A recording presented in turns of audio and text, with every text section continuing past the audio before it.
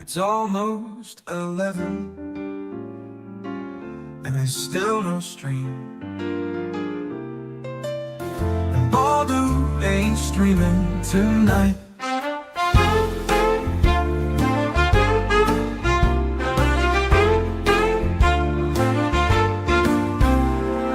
It's almost 11, and there's still no stream. Hey guys, there really is no Baldo tonight. Let me know if everything's broken, because every time I go for a break, something is broken. So be sure to let me know what's scuffed tonight. We started off this chat. We ate the goal already with JD Straight Shot. He says, "Does anyone see empty Galaxy gas cans and Nick's sunglasses? I tried zooming in, but I can't tell." Is it actually scuffed? Wait a second. I don't know. It looks like really loud on the audio gain. I don't know. I'll wait until I get some chat. Just start spamming the chat if everything's broken. I haven't seen any Galaxy gas cans in his reflections, but I made a prediction that reflective surfaces and streaming do not mix, and I was proven right, which we will talk about tonight. But how's it going, guys? So we're going to be talking about Camelot later, but we'll do the Baldoverse updates first, and then we'll go on to the Baldo adjacent stuff. So how about that? So first of all, the Bodycam footage update. There was a hearing for the Bodycam footage, and it's about 30 minutes long. You can listen to it on Alyssa Clips, and I did, and in my opinion, it didn't go well. I've given up hope of ever seeing the Bodycam, but you never know. They're going to keep pushing for it. But apparently the hearing went about as good as it could have gone, given the circumstances. Now, so somebody asked on the Kiwi Farms, what's next? Null responded saying, they're going to get in a file to appeal brief with an opportunity to address issues missed. There is a glaring one. There is 2 ongoing lawsuits, possibly 3, possibly 4, and they are willing to go all the way up to the Minnesota Supreme Court. Rekieta better shuck and jive on stream for Mr. White's money, or Mr. White, I should say. Harding and Bromke are just asking for costs. I'm going to keep that word that I said last time I streamed, Mr. White fed. There you go. So they're going to keep pushing for it. And this is actually very funny because I have a theory that Nick is out of money and he's broke. He's broke, chat. But you'll have to tell me what you think. So it's actually very, very hilarious that they're keeping this going because it's just all this money that he could be spending on things that he enjoys doing, which he won't get. It's all... Oh, wait, hold on. I got the wrong chat. Sorry. There we go. With a 2, Felzu says, it's all broken like Nick's marriage. Indeed, indeed. All right, so that's the Bodycam footage update. I was thinking about listening to it, but it's not that interesting, honestly, and kind of nothing just happening there. But it's still in the docket. So let's go on to. Oh wait, should I do my travel update first? Should I annoy the chat, people getting in, or we just wait up? I got it, chat. I got the photo. I got the photo of the train going past the mountain. Brilliant stuff. I forgot that was there, actually. I actually went on 2 trains recently. The other one was pretty cool, too, because it's like it goes through this tunnel of, like... And nobody gives a shit about my trains. Sorry. The last update, before we get back to the next stuff, is I was looking at these, like, Freerun, Beyond Journey's End memes, and I found this one. No lie. I found myself as Freerun. I did not generate this. I did not make this. The person that made this did not intend for it, but I swear to God, I was looking through these Freerun memes and I found this one and I was just like, what the fuck? It's like free fan art. So maybe I'm going to go to Halloween as Freerun or something in the future. Oh, you want to see the trains? I can show you some train videos. Wait, hold on a second. Look at this one. This one's good. This is the train going past the rice fields. This is my favorite one, actually. This is the train going past just as the tilt up and forward push. It's kind of funny because there's this one spot you can get this shot from in Fuji. And I was here at like 8 a.m. to get these shots. And then some other foreigner showed up. It was this, I think it was a Netherlands woman who was doing a camper trip. She just pulled up and she's like, oh, I guess you're here. When's the next train coming? I'm like, they're like every 5 minutes. Anyway, that's the stuff. So first of all, as I recalled it, Nick decided that he would try streaming with glasses on. And he does this not because he's trying to look cool, it's because he thinks he looks screwy-eyed and nervous when he's on stream. He actually literally said this. He said that he didn't like what it looks like when he's on stream. So he wears the glasses. It's also so when he's pretending to cry, you don't have to see the fake tears and the completely dry eyes. But he's currently trying because Baldo ain't streaming tonight because the internet is cucking him, which we'll see in just a second. He decided to cover this basically porn trial. It's, one of the person that is a porn star, and he was deciding to do research during the stream. So you can see here he's gooning live on stream. I told you that reflective surfaces and streaming just don't mix, and I was proven right once again. Very funny. So he was trying to. Brings us up to the actual where he's not streaming tonight. He was trying to review his appellate hearing, but he couldn't go live. As Scarebro reported, he says Nick Rekieta intended to stream last night, but he was cucked by his ISP. Nick complains about Starlink not being in his area. Now, first of all, do you believe this, chat? Do you believe that there's no Starlink in Minnesota? That doesn't make sense. I mean, they're like global satellites, right? Shouldn't they just be everywhere, provided the country hasn't banned them? Now, of course, some eagle-eyed viewers well, not viewers, but people just decided to look at the coverage of Starlink. And guess what? It's fucking everywhere in the United States. I was like looking at you got to tell me, what is this little island down here? You're going to tell me that they have Starlink in the Banana Airport, and he can't get Starlink in fucking Minnesota. Just like there's no cleaners in Minnesota. So obviously not. But he tried to stream and he could not. He's a man denied his streaming privileges, and he needs his streaming because that's where he gets his fun money from. Because the current theory is that Nick gets all of his base needs met by the trust fund. So he's never going to be like broke out on the street, destitute, unable to afford milk and pre-cooked eggs. But any of his fun money he has to earn himself. And that's all being taken away by Mr. White's legal costs. And also trying to get Aaron and stuff. So he's seething in chat with Spectrum. He's on the Spectrum, but anyway, let's see. So you got to be fucking kidding me, Spectrum.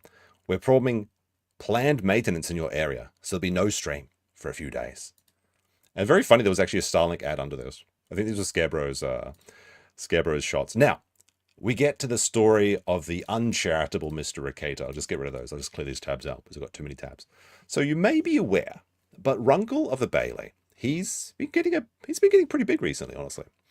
And he decided to do a charity stream, 24-hour charity stream, with all the friends invited. Nick decided that he might show up at this stream, and something very awkward happened, that he would then celebrate. Now, some backstory that you need to know about this is that Nate the lawyer is currently in hospital. And this is because he had a massive brain tumor. Okay, so he's going under the knife. And if you may remember, some previous law was that Nick wished Alyssa Clips a death by cancer. And I believe Nate's wife at this time has cancer. So he was like, what the fuck, Nick's a piece of shit, blah, blah, blah, blah, blah. It seems like they've buried the hatchet at this point, probably because you're not too worried about internet drama when you're going under the knife for surgery of a massive brain tumor. There's also some actual law on this tumor as well, that somebody tried to steal this photo and claim that it was their tumor for clout on the internet, because when Nate was talking about this, it became like the biggest tweet in LawTube history. I think it had like it was like 1 million likes or something. Like, I'm not even joking. It was like at least 10 million views, and I'm pretty sure it was like 500,000 or 1 million likes. Absolutely crazy viral tweet. But this is kind of some backstory to this. Now, I believe that he's actually come out of surgery at this point, and this was before he went under surgery because he had to get his hair shaved. But you can see there, you've got Kurt and you've got Attorney Tom visiting him in the hospital. Very, very very wholesome. I like this. Just a bunch of friends hanging out for what is obviously a very scary event in someone's life. But my understanding is that the surgery was a success. There was no complications, and he should be on the recovery right now. I believe Uncivil Law tweeted about this, but he hasn't gone in to see him yet. His wife is visiting him today, maybe right now as we speak, but it'll be a couple days before he probably posts anything again. Jefferson Sepo says, don't you know Minnesota has no sky? How myopic? I guess. Maybe he can just enjoy some time with his family or something instead of streaming. Or that might be the biggest disaster. Oh yeah, so don't need that. There we go. Update on Nate the lawyer. Surgery was completed. No complications about 30 minutes ago. Nate is still in recovery. So there you go.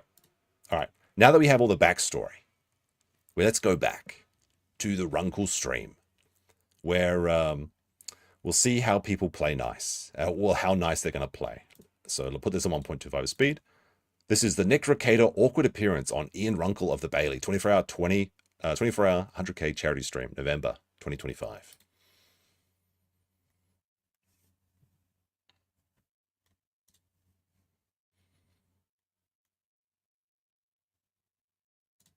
There we go. Put it like that. Now, oh, it's muted. Thank you very much. We'll go back 12 you might seconds. consider it an investment. Now, this is not. Nate says in certainly chat, got investment to go advice. doctor calls. That's nice. Thanks. That's great. Yeah, Nate, got to go doctor calls. Great. Thanks, Nate.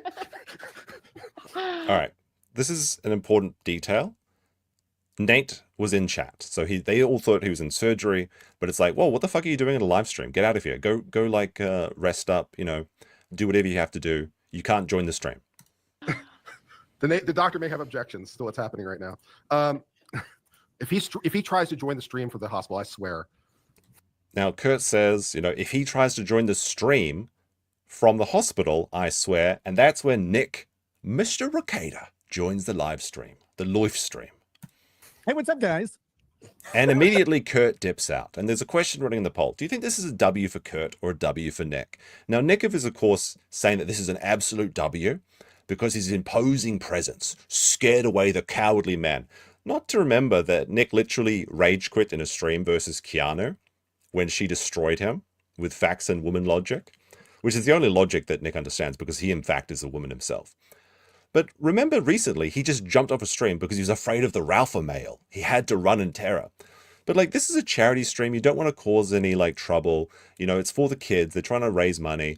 And I feel like it's just like a very, it's just like, look, I'm not going to cause any, I'm not going to be any trouble here. I'm just going to go out. So I'd say this is a W for Kurt. But let's see what happens when Nick says. Hey, how you doing? Hey, how's it going? I was gonna be nice because, you know, like this is about so much more than any personal beefs or anything like that. Just Charity. silliness. Hey guys, What's up, Nick? So instantly makes it about himself. I was going to be nice. Now people were voting. Sorry, they were bidding on this dragon sculpture, and I think it was up to about 800, 850 or something. But it was going towards 1,000. As soon as Nick jumps in, immediately the charity stops because it just becomes about, oh, what's going to happen here? What's going to happen here? Now, I noticed that Nick didn't offer to buy this himself. Now, I remember previously, he was a very charitable person when he had money to spend that maybe was not actually his own. But, you know, he would give like $500 to random charities. He would give $500 to random GoFundMes. That just his audience member would be like, hey, can you look at my GoFundMe? And he'd be like, yeah, here's $500. I don't think he even bothered to offer anything. It's a bit of a brokey, you know, a bit poor of him to do that. Maybe that's why he's wearing glasses now. It's his own myopic poverty. Who knows? Nick? you dramatically. How are you? He's broke. What's up? Yeah. Been a minute. I know. It's been a little while. Happened. Some stuff happened. Sorry. I had to deal with some things. Oh my goodness. How's the stream going? You've been going for a while. Ian is officially undead. He died about, I don't know, maybe 8 hours ago, and so you know, he's been resurrected and I think that is Andrea Burkhart. Yeah. just waiting for somebody to bid however much to put a stake in him. I have I'll been get it. awake for a long time. Yeah, I know. We're at 74. Yes, this is true. Bob Tube with the $5 Australian, which are actually worth a lot of money in Japan now. Nick, joining Runkle's stream, helped no one but himself. No donos, didn't help the auction, bailed quickly. Yes, this is a 24-hour live stream, charity stream for the kids. Nick did nothing for it. And then he bailed because he wanted to go hang out with Camelot, who we'll be talking about later on. So absolute, just like, you should just know that your presence is not going to make the situation better. It's just, he should have had the decency to understand that he was going to be toxic to this. 4,159. It's right now. Well, hello to the chat. Thank you all for showing up to Ian's charity stream. Why would Runkle even send him a link though? So Nick sent a message. Well, he sent a public respond to Runkle's tweet saying like, "Hit me up, homie," or something to that effect. And maybe it's just because, you know, you're just trying to make as much money as possible for the charity, the good cause. Maybe it's because he was on no sleep and he was actually like starting to get delirious. Maybe it's because he didn't know about the drama. Nobody knows. But he was pretty pissed after this, as we'll see. He is one of the most Not in solid this clip, dudes but in on the the tweets internet afterwards. who has so much compassion in his heart, but also so much grit and fire in his belly. The man fights the Canadian government over guns. The man is nothing but a champion, and he's out here doing this stream to raise money for kids who need help. So I really hope y'all donate and pitch in, contribute. Why don't you donate? Why don't you give some money?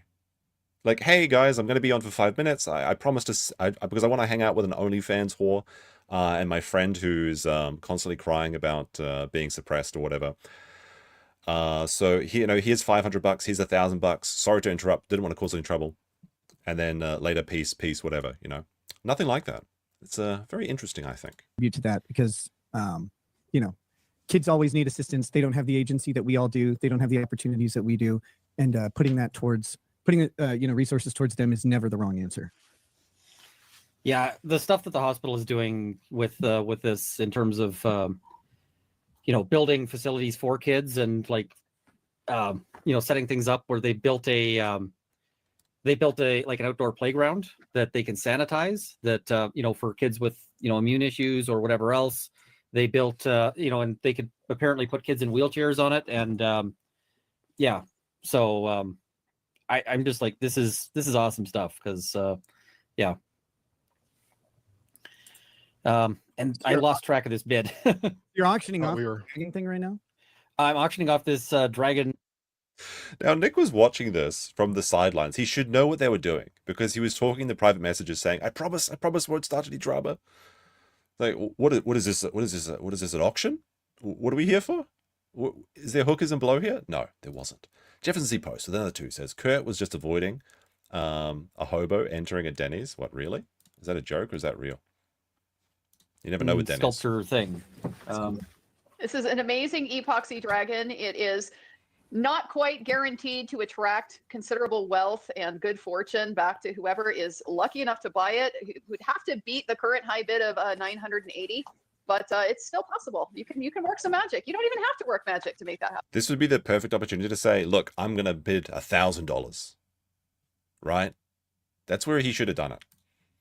You just got to bid. But unfortunately, he can't afford it. And I forgot where I was on the count, but I've got 980 going once. Like, Nick could have donated one of his shitty paintings to this as well. Like, because Runkle was like talking about how he was just shy of $100,000. I think they got up to 97,000 or something on this stream. It is now over 100,000 of what he's raised in total for this. You think he would have donated either like the Joker or the Johnny Depp painting, but he can't because his memories of better times. Yeah, it's been staying at 980 for a good minute. Yeah, I think that's where it's sitting. So Somebody can round that out to a cool 1,000. I know somebody out there has it. Come on, guys. This is for the kids. Let's do it. Somebody, but not Nick, because he's broke. He's broke, chat. And I'm also seeing in the chat. Apparently, there's a series called Fourth Wing. I know that's popular among some people. So if you have a loved one in your life or is reading that book series, I know it has to do with dragons. all right, 980 sold. 980. Wait, Rob, what was it called again? I don't know. One of my associates has begged me to print like dragon stuff for his girlfriend or his fiance, whatever it is. I think girlfriend right now, because she's obsessed with this book series, Fourth Wing. There was $1,000 bid that came in, but it was after you said so. It was after the sold, so I know. they're out of luck. Well, thanks for nothing, Nick. Somebody just offered 1,000. Well, I guess you can't take it anymore. Sorry. This is just like trying to fill dead air. What are you doing, man? Move. You got to move. You gotta hustle. Guys, thinking about moving, I got to back out for a minute here. It's just about time for me to get Wheel of Fortune set up for my grandma. We got a little Wheel of Fortune Jeopardy back to back to take in. So I'm going to go be getting on that. But if I get a chance, once we're done, I'll pop my head back in and see how things are going. But Ian, you're killing it as always. You're amazing. We love you. You are like all of our spirit animal. And we appreciate you so much and everything that you do. And it's just such a pleasure and an honor to get a chance to be a part of something like this. So you I'm blushing. Thank you so much. But, Try and find as many words for broke as you can in the chat. All right, man. I'll check back in. Bye, Before you Andrews. drop out, I want to let people know you are not the person with the most cats on this stream. Oh, see? I'm not that crazy a cat lady. Yep, we got 7 here. She bailed? You got me Maybe. beat. You got me beat. I'll take it. That'll be very reassuring to Jeff. All right, guys, have a good one. Bye. Have a good one. Andrea.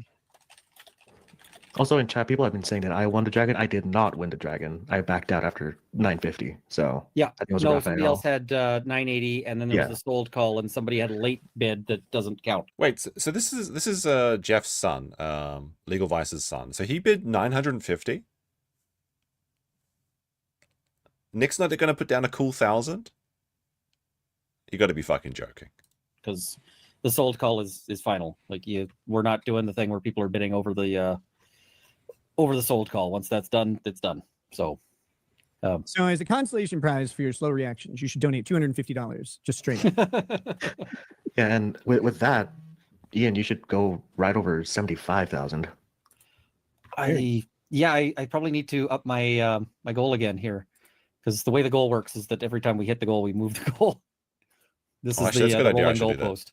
I hate to do this, man, but I did agree with a friend to be on a show right now. So I wanted to pop in just for a couple minutes, say hi, support the stream. If you're still going when I'm done, I will definitely return. But I didn't mean to be disruptive. I just wanted to be here. Oh no. Of course. Yeah, can't break this illustrious offer to join Camelot stream, which is where he goes to next. And I miss you, brother. We should talk soon. Yeah, absolutely. It's been a Good bit. to see you, Nick. It's been a long time. Yeah, man. Good to see you too. So love all you guys. Love to the audience, even the ones who might be mad at me. That's okay. I deserve it, and it's fine. Don't worry about me. Worry about the kids. Worry about these guys who are out here raising money for all of them. I wish I could spend a little more time, and if I can later, I will. Other than that, though, you guys have a good night. I miss you dearly. Any of you, feel free to reach out to me at any time. Have a good one, Nick. All right, Have a guys. good one. You, Nick, kept going. Peace. All right. Let's see. It would have been so funny if Alyssa had just put in like a sound effect there. So I don't know which thing to auction first. I've got Look rocks. backstage, by the way. Oh yes. Hey, Oh, and then How Kurt are rejoins the things? stream. Great. There we go. All right, so that's the first clip. So let's see. How do you think Nick reacted? So he wanted to be nice. No drama. He wanted to be nice. He just showed up. Let's see what happens when he goes to Camelot stream.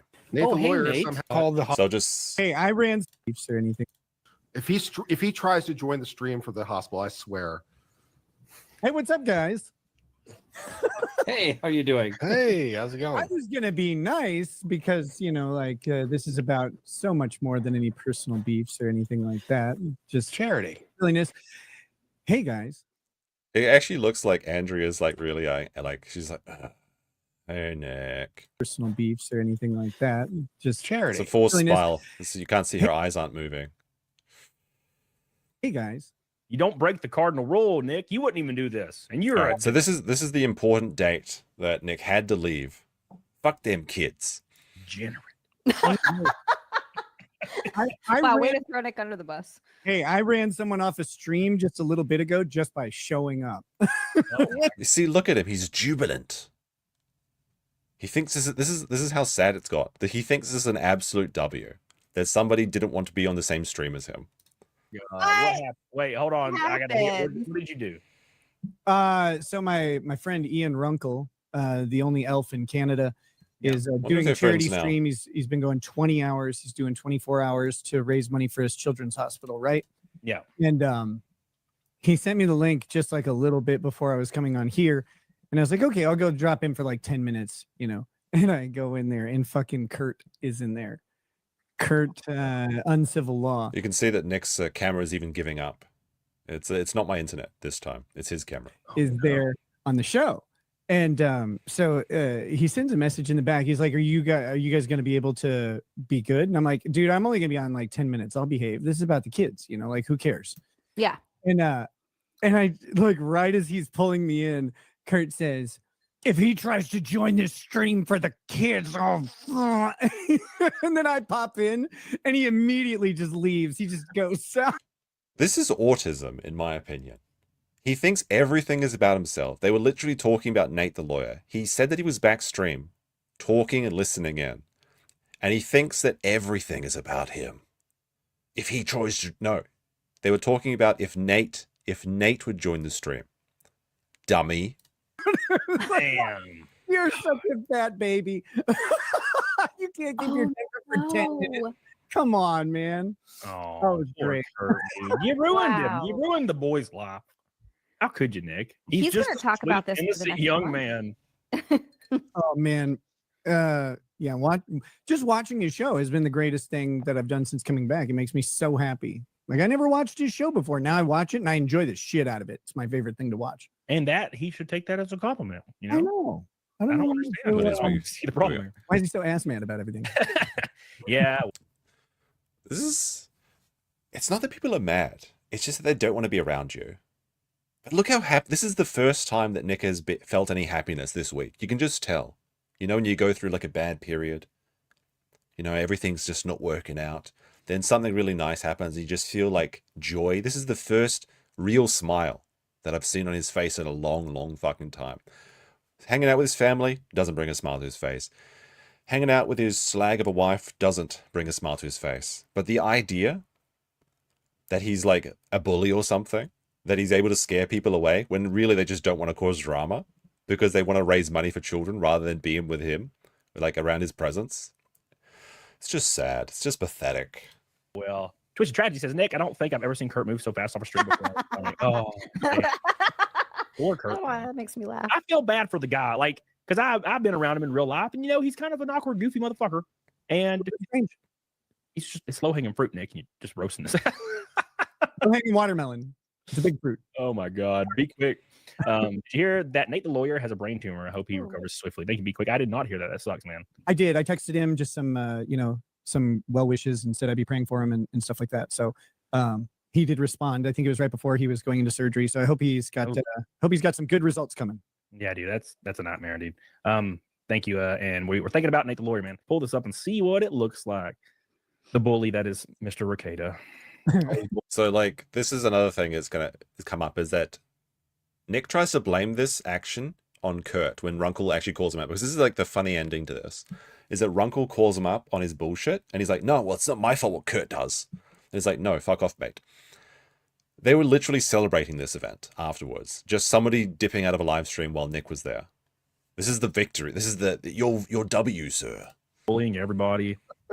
I can't help it. You're just a big bully. When I laugh at stuff, people think it's offensive. Gotta go. Doctor calls. Great. Thanks, Nate.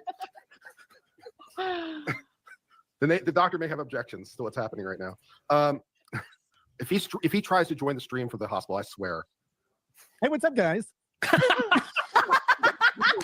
It's gonna be nice because this is about so much more than any personal beefs or anything like that. Just Oh, for this. that was good. Hey guys, That comedic timing was unbelievable. It was like, if he tries to join, I swear, hey guys.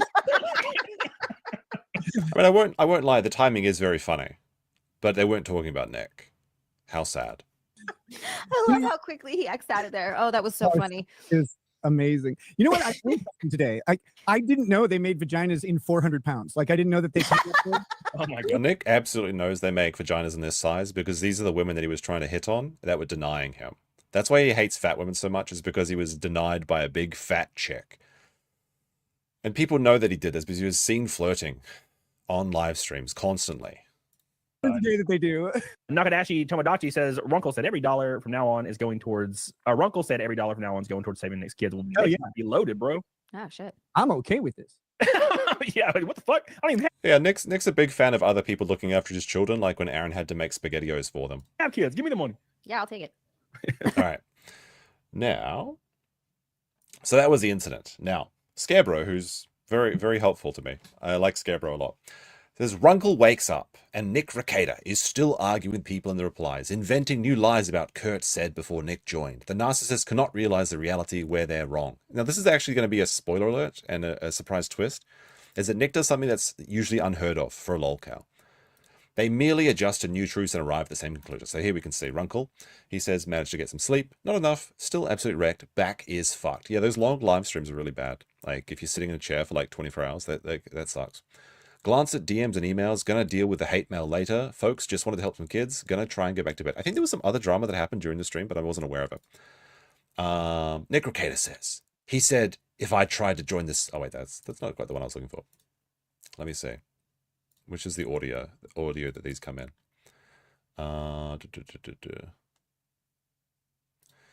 I guess it's this order. All right, so Runkle responds to Nick, who is trying to lie his way out of this. He says, man, you weaponized my stream for your beef. I greatly misjudged a whole lot. Tell him, Runkle. And I'm going to have to figure this shit out when I'm rested enough to think. But that wasn't fucking okay. I didn't weaponize anything.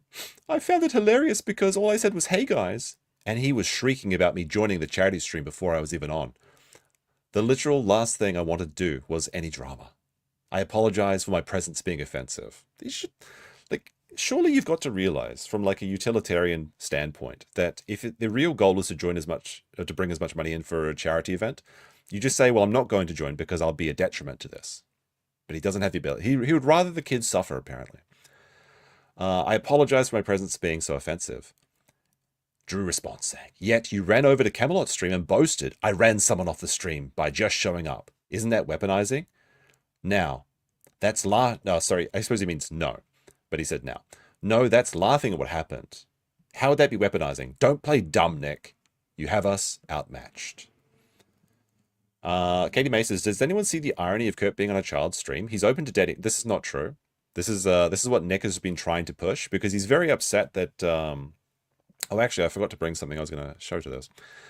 He's very upset that all of his friends, Dick Masterson, Vito, well, actually, I'm not even sure if Dick Masterson likes him anymore. Who knows? The Melton crew, those people, they're all branded as pedos because they like cuties and all of the disgusting things that they've said and things. In fact, Nick himself used to be against cuties, said that it's perfectly fine now. So he's trying to cast Kurt as a pedo because Kurt said something really cringe. But what Kurt said was literally he would date somebody at the age of consent, which is just like, you can have your own qualms about it if you want. That's fine. But literally what he said was actually legal. But Nick tries to lie and say, like, imply that this means that Kurt was trying to date minors, which absolutely wasn't the case. Let's see. If people don't have me to hate, Kurt's comments would have been unforgivable. Well, nobody really gives a shit. Let's see. I watched the original live stream. If you go look at the comment section, you can see where I commented and asked him what he meant by it because it was so shocking to me. No one called him out. It's annoying that I dislike you so much, but no one will listen. This is in response to, what was this one? Let's see. It's just more people bashing on Kurt. Where's the one I'm looking for? Hold on a second. Okay. So somebody responded to him saying that it wasn't him that he was talking about. It was Nate. And he said, Nick said, this is actually shocking to me. He said, if I try to join the hospital stream, but okay. So trying to get the W on the Twitter and nobodies, like who gives a shit why you argue them? And then 20 minutes later, or more or less, he responds. I mean, he says, nope, I'm wrong. This is shocking. I have never seen a lol cow admit that they're wrong. This may actually be character development in our story. So this maybe bodes badly for comedy because if Nick actually can realize that he can be wrong, he might actually get better. Which I guess is good in the grand scheme of things, but like it's not good for entertainment. I went and checked, I misheard it. There was a message exchange in private chat shortly before, which led me to believe he was talking about me. That said, he's still a massive baby, so it's still him that's wrong. Okay, Nick. Okay, Nick. Right, so what was this clip that I have here? Let me see what. Just raid good. I will go through and just raid Goodwill. Oh yeah, this is more of the broke stuff. So we're gonna learn something about his illustrious wardrobe. I will go through and just raid Goodwill. This suit jacket was $7 and it fits perfectly. He's broke. He's broke, chat. He's broke. $7. Oh my goodness. He's so happy too. What a saving. This reminds me of this really does remind me of Arrested Development. Oh my goodness, talk about media literacy. When you have Carl Weathers and he's like, baby, you get a bone, you get some hot water, you got yourself a stew going. Yeah, you get a 20, you go to Goodwill, baby, you've got an outfit going. Yeah, $7 jackets, amazing. It's never been this good. It's never been so good. No wonder he couldn't donate any money on the charity stream. He's having to buy jackets at Goodwill for $7. Right off the rack. It was a fun find. It was a fun find. But yeah, like I can go to Goodwill and spend less than $50 and get several shirts, jackets, pants, and stuff. It's a lot of fun to do that every now and then. I will go through. When you get an extra 50 from the wife. Oh boy, it's my shopping spree. I get $50 at Goodwill. It may as well be Christmas. Oh my goodness. iDubbbz has a snake. I know about that. Might talk about it another day. Doing just I just thought this was a funny clip. It's not really in relation to anything, but it was just made me laugh. There were some more updates from Star Treks, who is the mysterious leaker. John Andrews said, so Nick acknowledged that April wants nothing to do with the internet drama or him, yet keeps her name, image, and voice on Super Chats. Everything he does is scuzzy. So Star Trek's response saying, I know that Kayla is the one who booted April. Kayla told Nick that if he wanted to see April, they would get divorced. Oh no, that bitch. That bitch is not letting him have fun. She's taking away his favorite toy. This is even worse than the Transformers being taken away from him by that bitch of a teacher. I have seen others speculate about this, but I can confirm that it's true. With that said, perhaps Nick keeps April in the super tip system to piss off Kayla. Nick is petty like that. Now, this is something that I've heard said by a few people that Nick uses, because Kayla would like go on these these mystery shopping sprees where she turns off the phone, hangs out with her cousin or her best friend or whatever, and she does this to piss off Nick because maybe she's getting railed, maybe she's just meeting old friends, who knows. And it seems like Nick does this as well. Like he'll only stream when he's trying to get away for his wife or like kind of, piss her off. So I could totally believe that he keeps April in there just to show that it, like, to try and keep one of his balls or something like that. BobTube says with a $5. Nick said he got his jacket from Goodwill because it reminded him of Scott Wayland from the Stone Temple Pilot. Surprise, he died of an overdose. Well, I don't know anything about that, but that is kind of ironic. I thought Nick said you couldn't overdose from cocaine. Let me see. What's this next one? What is this one? I'm not sure why I had this one. like I hate weed in general. So this is Nick Rekieta's an addict, but not a regular addict. He's a dopamine addict. And so, like, that's always something I found really strange about you. It's like you did like the most hardcore drugs, and you're like, I hate weed, and I was like, weed puts me to dude, weed would have saved you, bro. Weed would have saved your ass. He probably hates weed because that's what his wife likes. Weed puts me straight to bed. Like I'm out. That's why it would have saved you. You would have just gone to bed and been like, you know what? More cocaine to counteract the weed. That would have gotten me. Bob says Nina Infinity. Is that her age? That's probably a very common. I feel like you're recycling this joke from someone, but that's the first time it's new to me, so I thought it was very funny. I know nothing about Nina, by the way. She's probably lovely, but I just thought it was a funny joke. I know me. That's hilarious. Oh my god. Wow. I'm glad you're back though. I'm glad you're doing good, sober. You know. Yeah, it's Nick is not sober. He's admitted this fact. He's not sober. He admitted to the whippets. He can do this anytime he wants. He's getting legal ketamine. He's crushing up his fucking Adderalls or whatever he's got so that he can get a quick high. He's stop pretend. Like, maybe he hasn't had a drink, sure. Maybe he hasn't had a drop of alcohol, sure, but he's not sober. Now, he's claimed that his Mustang has dents in the front because he had to dodge a deer. I think it's because he's just been driving high. But, there's no evidence either way. like I don't like being told what to do, but I also like I'm not minding the sobriety. The thing I miss the most. If you're not minding the sobriety, why are you trying to get high? It's really that simple. I've said it plenty of times. Is I miss the things that were associated with the activities that I did. Yeah, he misses giving women cocaine so they'd have sex with him. Which is a pretty weird thing to say, but he did say it. While using substances those are the things I miss. They're the things I stay away from because like that's kind of relapse prevention 101. If you're doing cocaine at a nightclub, like when you go to nightclubs, don't go to nightclubs. Right. If you have to be sober, don't go because you might be tempted. You might think, oh, I can beat the test or whatever. I don't have any thoughts like that, but I don't put myself in those situations. But I miss going to nightclubs. Like I miss that part of it. Like I miss those things. Like I miss the people I was. How? My God, I hate nightclubs. What, like now he says that he can't go to nightclubs, and also this is actually true and real by Nina Infinity. Nightclubs is shit. Anyway, but Nick says he can't go to nightclubs because he can't drink. Lots of people go to nightclubs and don't drink. First of all, there's all the other highs that he could get on if he really needs to have like that sort of experience. He's not going to nightclubs because he can't afford it. He talks about how he used to drop so much money that they would the club owners would be like, oh man, we'll send a limo next time you want to go. It's just he can't spend money. And that's the only way he got attention at the clubs was by buying the entire fucking club drinks, by going in the VIP boxes. He can't do that anymore, so he can't have fun anymore because he's a broke. He's a broke bitch with a $7 jacket. They're I love terrible. in person, Nina. I never did it as as a young adult. Like I never did the club thing, and so then doing it later was a lot of fun, especially because the doing it later meant also I could afford to make the club scene a lot more fun than See, he could afford to. He can't anymore. when you're 22, and you don't. Right. It's way different than when you're very high income at Yeah. 40.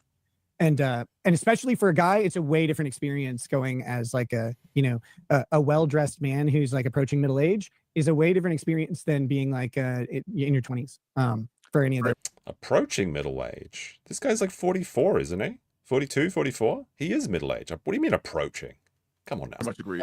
So it was fun in different ways, and like, but I miss the people I was hanging around. Like I have some friends I would use with, and I don't really get to hang out with them anymore because they're using and drinking and stuff like that. So it's like, okay, well, I don't do that. You got to cut them off. Yeah, I understand. That's just reality. It's okay, but like that's the stuff I miss. I miss that way more than the substances. I think primarily, I do think I have an addiction, but I think it's to dopamine.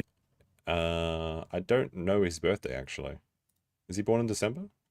I think Here, this is the stupidest fucking take. Primarily, I do think I have an addiction, but I think it's to dopamine. I think it's to experience and I think I have an addiction to chemicals in the brain. Oh, you mean what drugs do? Change the chemicals in your brain? No fucking shit. I'm not addicted. I'm just addicted to addictive things. Oh, fucking retard alert. Holy shit.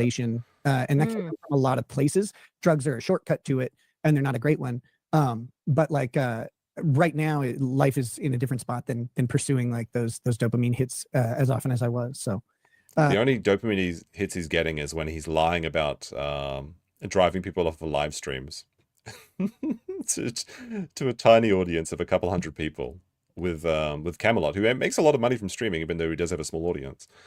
Well, not so much, I guess, recently, as we'll talk about almost in a second. And some dried up OF whore. Like, who gives a shit? That's his big high these days, apart from all the shit that he's doing. I'll sad. refine the balance on that in a much healthier way. Do you think he's going to find the balance, chat? Press 1 if you think so. So this is just a funny edit I stole from Kiwi Farms. The Ethan Ralph missed leaked text, but it's just been changed from God, I miss him. I miss this. I don't want anyone else, but it's with Aaron. But we're going to talk about Aaron for a second. So Aaron's going to correct the record on something. And I have to ask some stuff. This is a quick one. Then we'll get into the Camelot stuff. I've got a bum knee. I've got a left shoulder. If I told you how much weight I was lifting that caused my left shoulder to go a little, you'd laugh at me. So Aaron's old. Okay. I'd have to do a 7.5 hour or a 6.5 hour Is he wearing lipstick? What's going on here, Aaron? cope stream to convince you that I'm not out of shape. By the way, if you do a 6.5 hour cope stream to tell your hug box that you didn't take an L, you took a really big L. I think he's referring Cheers, thank you. I think he's referring to Ethan Ralph's stream. I break with $2 says Mikey would have won in trampoline b-ball. I'll tell Moody. Mom, be nice. Mahmoud is a very sick man. A very sick man. That is that boy, I tell you. You talk about 3 guys who have a projection problem. Oof, almost enough to make a guy feel bad. So I wanted to address something real quick. All right, here we go. You know how I said that I caught like an hour and a half of the Ethan Ralph festival that he had on Saturday? My girl and I came back from dinner, and I turned it on. We listened to a little bit of it, and I heard memecopium on there, and Jesse referred to April as the dirtiest ape in the zoo, which, again, I think is very... Jesse was funny. I have to give him that. Wait, since we're talking about ape, where is it? It's the ape escape. It's the ape escape segment. Okay. Funny. But then memecopium said, well, yeah, apparently she's April's married again. Aaron was invited to the wedding. I keep hearing this. All right. First of all, do I sound like this? Whose voice is this? I don't sound like this. Surely, chat. Do I sound? Is that how I? Do Americans really think that I sound like that? Hold on. Issues, and I think is very funny. But then memecopium said, well, yeah, apparently she's April's married again. Aaron was invited to the wedding. What? What are you talking about? Yes, worse. Yes. Okay. Give us the seal. Oh, the ceiling cats went away. Sorry. Okay, chat. There you go. They're back. There you go. keep hearing this. I need to address I something. don't sound like that. You guys are ridiculous. Come on now. I thought when I said I was invited to April's wedding, I thought we all assumed I was around. Yeah, I'm going to be honest here. I thought that Aaron was joking about this, but it was very funny. And this is Aaron's explaining the joke and never do it because this is the funniest thing.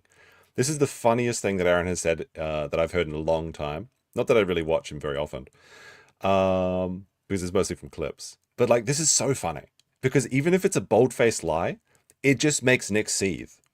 So when we heard this the first time, I think we said like that's ridiculous. You should never invite an ex to your wedding, sort of thing. And I kind of assumed that it wasn't real, but I was kind of hoping it was because it's just so funny. So Aaron shouldn't have said this. It was just so funny. You know that when Nick heard that Aaron was invited to the wedding, he fucking punched a hole in a wall or something and broke his fist, and the wall was okay. I didn't think we all thought that Aaron was actually invited to his ex-wife's wedding.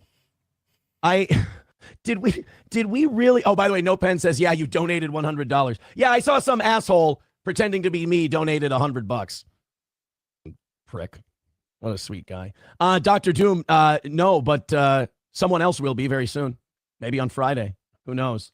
But yes, I was not invited to April's wedding. In fact, somebody pointed out to me that she has a new last name. And I'm like, well, then she's married or she's in witness protection. And I totally blew her cover and I'm a super asshole.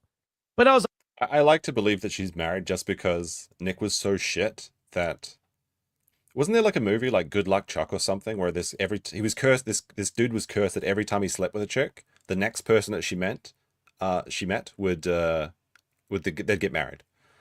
So this was Nick was such a shitty partner that the very next person that April met, within a year, she was remarried. That is just too funny.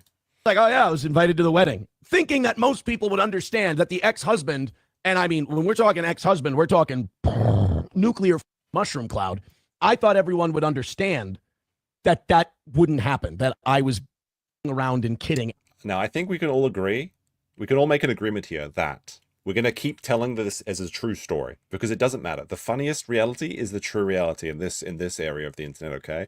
So yes, Aaron was invited to the wedding and also he bought them a nice gift or something, okay? Maybe a new fridge or something, a little mini fridge, charcuterie fridge or whatever. And that, I mean, I can speak from my end. I wish her all the best and want nothing to do with her. And I'm sure from her end, she wants nothing to do with me, which is the way I think we both like it. But no, I was not invited to the wedding. This is actually like very healthy. Like whether it's true or not, I'll let you decide. But like, yes, when you break up with someone, you should go your separate ways and just move on, okay? Not what Nick's doing, where he's getting tattoos to try and improve to his wife that he loves her, while he's still every waking moment of the day thinking about April and messaging Ralph and telling weird, antisocial, retarded 25-year-old Floridian women that he only misses April and that's all that he wants in his life. That is not a healthy thing. Like, the more you think about it, the more it's going to dominate your life. He needs to delete the photos and move the fuck on because she's moved on and she's never coming back. But Nick doesn't believe that because of one of the texts that Ralph revealed. Nick said, like, he literally says, like, I think our stories are not ended yet, but I don't know how they're going to come together. It's not going to happen. And I don't know if there even was a wedding. So it's weird the kind this of is shit. Actually really healthy. Yeah, like sometimes you can break up and get back together, but ultimately if you break up, there's probably a reason for it. And yeah, think of the breakup as the other person dying. Just move on. There's so many fucking people in the world. Oh no, but no, she's not. Just move on. Just move on. That catches, I guess, because lately what we found out is Steel Toe dishes the straight truth all the time, even to the skeptical who are broken by it. So I guess even when I'm looking around, they go, well, Honest Abe here wouldn't steer us wrong. Well, you know, I'm going to tell a joke from time to time. Sam Show says, I love that no one cares to clarify. Well, there's an old saying in the movie The Man Who Shot Liberty Valance. This is the West, sir. When the legend becomes fact, print the legend. Nobody wants to fact check this shit. This is true. This is why I don't give a shit. And I'm just going to keep saying that April's married and that Aaron was invited to the wedding because it's so funny. Somebody sent me a thing and it showed what her name was. And I was like, huzzah. Sounds great. Bitch beat me to the altar. Mother. I know what SP's getting for Christmas now. You know, mad she'd be. She's like, "Are you really giving this to me so you can like?" Can Max score a Tokyo? You have to ask Max. But Max's wife sounds very funny. Especially, I'm not gonna share Max's stories, but he told me some very interesting stories about his wife. She sounds really great though. No. 09 Canyon says, I thought maybe she was a classy woman and being polite. How the should I know? There's no reason why you should invite me to your wedding. No reason. And we're all okay that way. I did want to thank a guy. I'm not going to say his name, Is this another but he win was for a the real Toe Chat? stand-up guy. He emailed me yesterday, and he was super pro about it. He was one of these guys who saw what happened Friday and was kind of like, oh, shit, everything I've been told is a lie. Toe's a decent dude. These guys are psychotic. They're in. So this is in reference to the Mikey interview that was just ungodly stupid for them to broadcast. Even Nick himself said, like, why would you broadcast this? Insane. They're stalkers. They're weirdos. They're autists. So this guy emailed me. We went back and forth. He was really, really nice and conciliatory about it, more than he needed to be. I even said, I'm like, dude, we're good. We're fine. And I want to congratulate him. I'm not going to say for what, but he knows. All right. I think that's all we need to see from this clip. All right, moving on. The Camelot situation. There's actually 2 Camelot situations. They say bad things come in 3s. So Camelot should probably be looking over his shoulder. I wasn't going to, like, this just happened a couple days ago. But what I was going to talk about was this NASCAR driver disturbing path to self-destruction, which sounded interesting. So this is basically a internet video essay about Camelot being a shitty person that I thought we might watch together. This was what's going to be the main focus, I thought. But then this other stuff happened, which is that YouTube decided to start taking money from Camelot. Like, people talk about my channel's under attack. Like, this is actually his channel's under attack. You can see here that every one of these peaks is about $500. Like, this line here is about $500. So you can see here, every time he streams, he makes about $500 because he's got like stream goals, and he's got a couple really generous donators or something, or maybe not as generous as they could have been. But then something weird started to happen. Is he's taxed.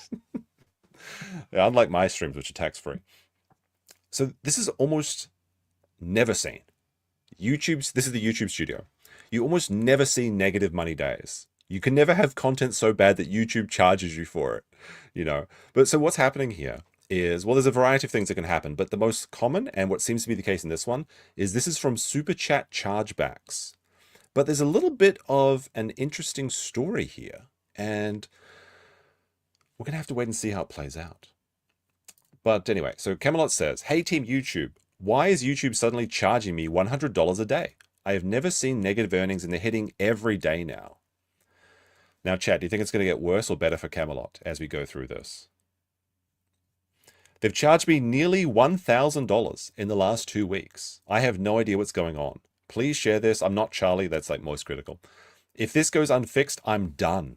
More data. And we can see here, like this. First of all, Camelot, for having a stream with like 200 people or whatever, he makes a lot of money on streams. Like, holy shit. That is actually like not a knocking out. And by the way, even though I am going to make fun of Camelot later for being an idiot, I'm on his side on this case where the YouTube should not be doing this. Like, they should not be taking money away from people. Even if, well, we'll get into what's happening. But like, surely it can't get worse, right, chat? But at least now it can't get much worse. But it did get worse. So it's gone to the point where Camelot is claiming that YouTube is taking between $10,000 and $20,000 from him. Trucker Rob says, I'm charging back all of my super chats. Suffer, meme. Please don't. Now, like the super chat refund, I guess I've got to give you some information on how YouTube works with the payments. So at the very earliest, anytime you pay me, like with the super chat, I will not see that money for about something in the range of like 50 days.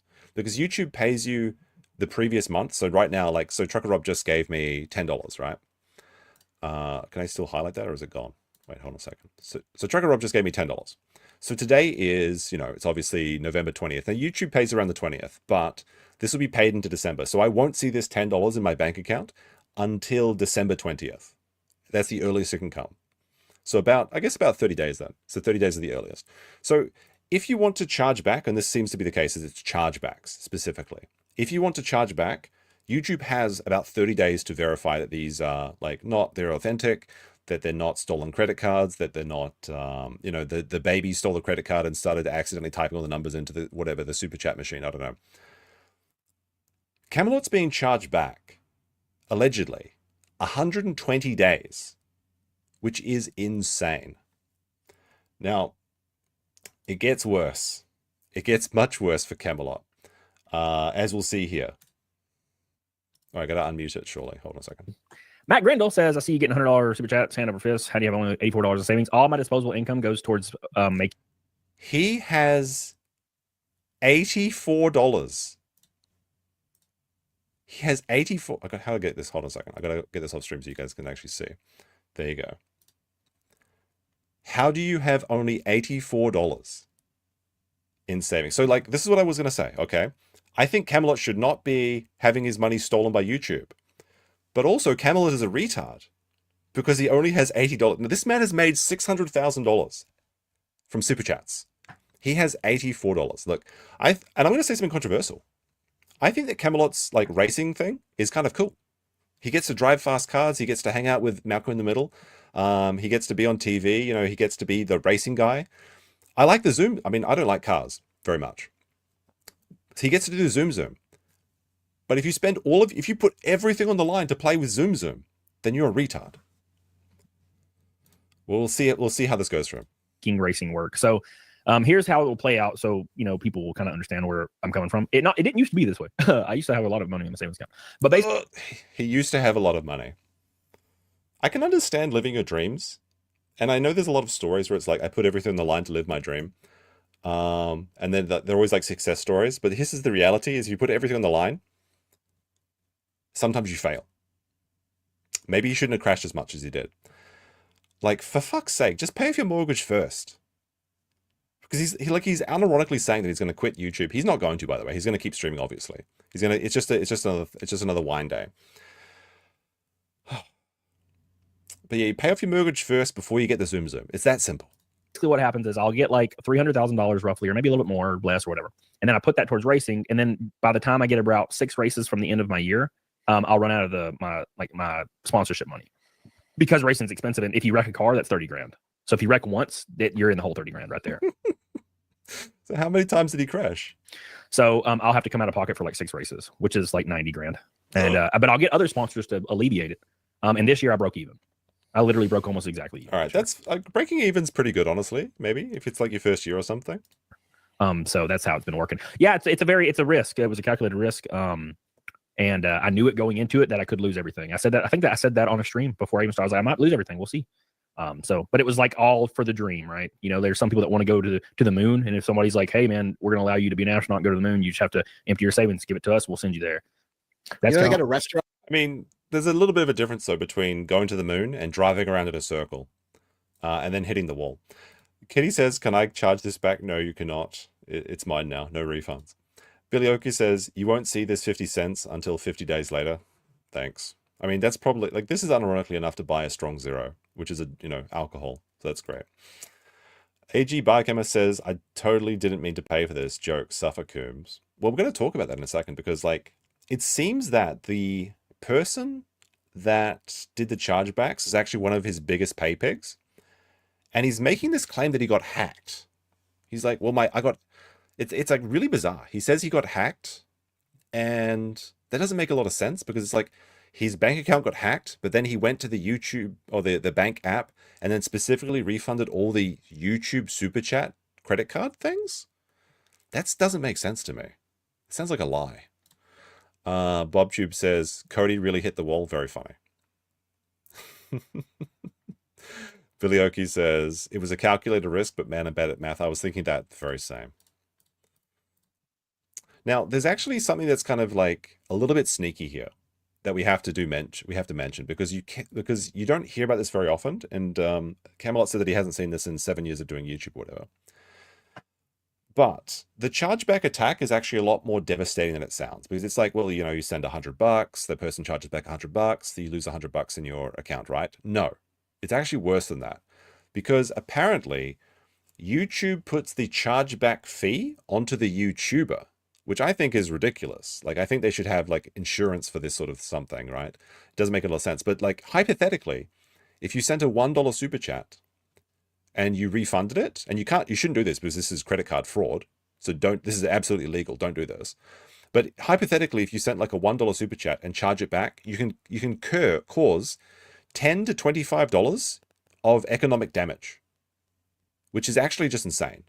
So if you send like you could send like $100 of super chat, $1 super chats, try and charge back all of them. If every one of them came back fraudulently, and then the fraudulent chargeback went back to, no, Bob cheap with $1. You rat, you better not. Like, you could cause thousands of dollars of economic damage. And the reason I know this is because because like I said, it's illegal. So the only place you see this sort of attack is in the VTubers, because the VTubers have the most deranged fans and the stalkers and things. So the people that are willing to put themselves in prison from credit card fraud, they're the ones that'll use like stolen credit cards or just their own credit cards, and they'll send a bunch of super chats and then charge them back purely to cause economic damage to their parasocial goddesses. And this is a danger of courting these people that have a lot of money to give you just for your attention on the internet. And this may be the case here, but I don't know. We'll have to put it to the chat to vote, I suppose. All right. So that was I think that was. Let me see. So yeah, that was the more data. It is kind of crazy how much money he makes from the super chats, though. I really am impressed. Envious even. Now when he streamed about this, he did make like $1,000. So he made he was saying he was going to quit YouTube because there's like a red hole in his account. And he's like, I'm never going to make it back, man. Oh, I can't take it anymore, man. I mean, he really just needs to do like another 10 to 20 streams and he'll be back in the green. Provided that YouTube doesn't reverse this, which that's right. Playboard is really being very stingy recently. So let's see. I'm looking at $10,000 in chargebacks that I found out about today. I messaged YouTube's creator support. They said message creator support, who informed me I'll be paying all of it, and I was shit out of luck. Looks like it's going to be happening to tons of creators moving forward. I don't know, because again, this is illegal. Like, you shouldn't do this. And like I said, like, even though I am making fun of Camelot today, I don't think that he should have been the victim of this. I feel like this is bullshit. Like, I feel like he should have some sort of help here from somebody, like, honestly. What does that even mean? Someone who super chatted you 10K over years and now taking it back. The person who is affected apparently got, this is the Cope story. I don't know if we believe this, chat. We're gonna have to have a look. The person who was affected apparently got hacked, and the hacker went directly to the bank app and reportedly, specifically the YouTube charges, must have clicked a link to target and go after me to bankrupt me. It's all very weird. What? This doesn't make fucking sense. So the hacker, first of all, the hacker stole or targeted Camelot's biggest payer. They scammed them so they could get their banking details. Then they went into the app of the bank, beating all of the security, and specifically charged back the YouTube super chats. I'm gonna put this to the chat's vote. I think this is just too fanciful, this story. Kurt won the poll with 40% of the vote. Chat won second with 36% of the previous one. Let's see. So what do we think happened here? Let's see. What happened? We'll say buyer's remorse. Like, this is one of the things that people are suggesting, is that the super chat donated, because they were talking in this stream as well. They were giving Camelot back hundreds of dollars, which I'm sure they won't charge back in the future. So was it buyer's remorse? So buyer's remorse would be like the guy's secretly gay, and that's why he's watching Camelot streams. And then his wife finds out, and he's like, "Oh, sorry, honey, I got hacked. I'll refund everything." Or was it the hackers? Hackers stole. We'll say stolen credit card. So someone was super chatting with stolen credit cards. Say CC. There we go. And then hackers. All right. And then lastly, we'll have Schizo got offended. I think this is like, I think my running headcanon for this story is that Camelot has a schizo fan that gives him hundreds of dollars a stream when he gets naked. And that guy, Camelot, said something to offend this guy, and he was heartbroken. And because he doesn't know where Camelot lives, so he can't skin him and dance around like, goodbye horses or anything, he decided that in a fit of rage, he would charge back everything. That's my headcanon for this story. He clearly did it himself. You mean the chargeback person or Camelot, you mean? Let me see. All right. This is a funny one. This is just a really funny story because I think a lot of YouTubers can relate to this, but so Camelot posted that he was getting charged back thousands of dollars, and Team YouTube liked the post. YouTube actually liked the post of me saying, YouTube told me I'm shit out of luck. That is so funny. It's like some intern or AI bot or some shit, and they're just like, he's like over there, like he's $10,000 in the hole. He's got $84 in his bank account. He can't do Zoom anymore. He can't drive around in the circle, and he's like thinking about selling his house. It's all fucking over. He's got to go work at GameStop again, and then like YouTube is just like lol even. 15 months of chargeback. No, please don't. Please don't. Oh, that's just sad. What was this one? Let's see. I agree you should be able to dispute it, especially when the user is self-reported admitted it. The story is a bit deep, and having watched the whole thing unfold, I watched it a long time ago. There is an unfortunate situation at many levels. For context, YouTube did not, nor has sent me a notification of chargebacks or nor a way to appeal. They have not tried to contact me in any way. They took another 150 today. Oh no. That's hilarious. It's like, it's kind of funny. Some people are saying this is karma. Is this karma, chat? For him Baldo washing? Press 1 if you think yes. I mean, like... Oh wait, hold on a second. Now, good thing is that Nick has some very rich friends, right? Like people that would spend $20,000 a day on cocaine. So surely, my boy, Nick Rekieta, can help him out. Well, no. Nick decided that he's going to put him in touch with Melton for super chats. Or super tips. So, Felton, to save the day, he's going to try and stop using super chats. I'm not sure how that's going to work out for him. Shame he doesn't have any rich friends.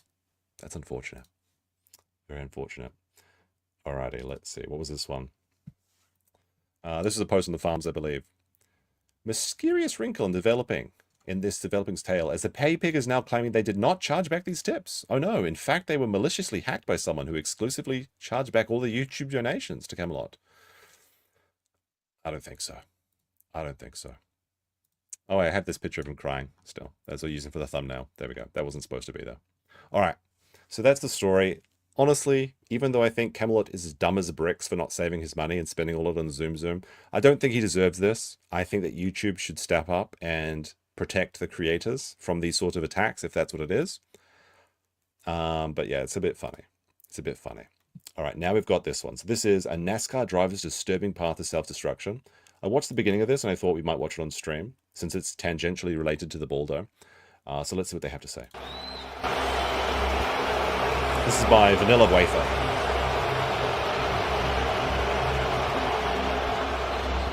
It doesn't matter what sport is being played, nor what players are out on the field. Sounds a little bit like the boss from what is it called? Fuck. Smiling Friends. In each event, there are athletes that are beloved and athletes that are hated. And in racing, it's no different. From the local dirt track to the biggest motorsports in the country, fans have their heroes who they cheer for and villains who they love to boo.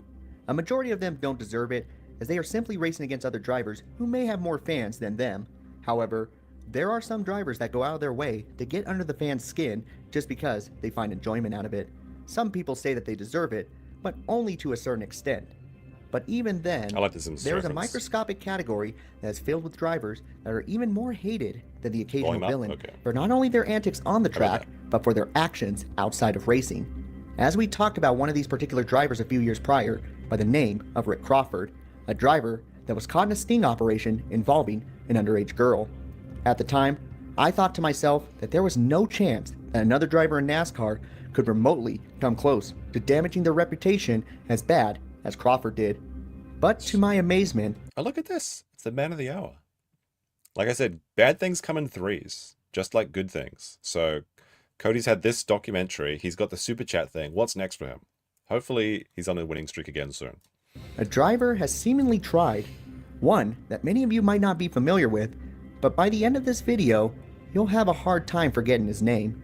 Today, we dive into a driver named Cody Dennison, a driver who had an unbelievable journey through racing, only to ruin it through a disturbing path of pure self-destruction. All right. So this is the hit documentary. Is it going to be a good one or a bad one? Bob Tube says the Rito Vila arc is the best. Oh no. This isn't going to be Gabe Hoffman 2.0, is it? With the, oh no, the Rito of the Healer.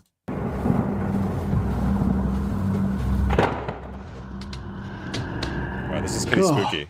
What a day. Hey, Vanilla, glad you made it home. How was work? We don't even talk about my this is the ad. day. It was absolutely terrible. First, the liquid death machine was just giving me fits. Stupid intern. You always know how to cheer me up. Why don't you open up one of those drinks for me? You got it, Vanilla. The good old-fashioned way. Hilarious. You want ice? Make sure to go to liquiddeath.com and grab yourself a drink of liquid death. Don't be scared. It's just iced tea. Okay, The drink your iced story tea. of Cody Dennison doesn't start in the world of dirt track racing, go-karts, or any form of racing for that matter. It actually starts from here, on YouTube. Cody Dennison started a YouTube channel in the early 2010s and called the channel Camelot 331, where he first started making videos of himself playing the covers of rock songs between 2013 through 2018. During that time, he was working as an employee for GameStop, a position he held for many years prior to his time making YouTube videos. Is he wearing lipstick?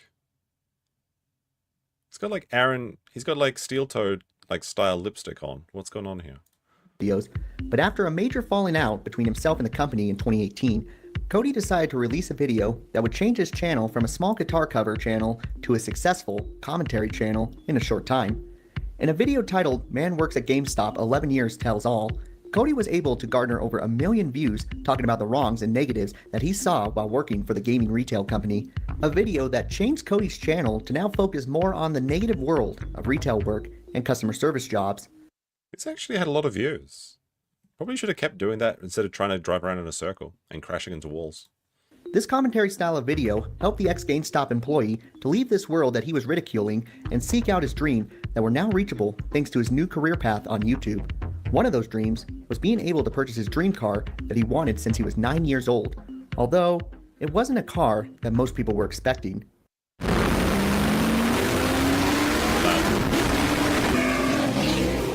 In May of 2020, Cody Dennison would purchase an old Generation 4 NASCAR stock car. The car was an old Ryan Newman car that was run in the 2007 season. This not only gave Cody a chance to have his own race car in his possession, but also run sporadically in events that allowed older generation cars to race. Although it is not... Now, I don't know very much about Zoom Zoom, but my understanding is that Cody's been fired from all the other ones that he was in, and now he's only in the ARCA. And apparently the ARCA is like the rich kids racing league. It's like if you have money, you can just enter it. And it's kind of known for crashing. So crashing is pretty common in that. But you see a lot of rich, spoiled kids and that sort of thing. People that just buy their way in, and that apparently seems to be the case with the ARCA league. But like I said, I don't really know too much about it because I'm not into cars. I like Top Gear, but I like it for the entertainment value. Well known, many participate in NASCAR Vintage Series, where people with older race cars are allowed to race against others that have older generations of stock cars. It's not a lucrative series by any means, but it does give those some experience of what it's like to race in the higher series. Cody Dennison would do this sparingly with his Newman machine whenever he had some extra time. As the years went by, Cody continued to work on his channel while having the itch to race whenever he could. That's when a deal of a lifetime came to him at the start of the 2024 season.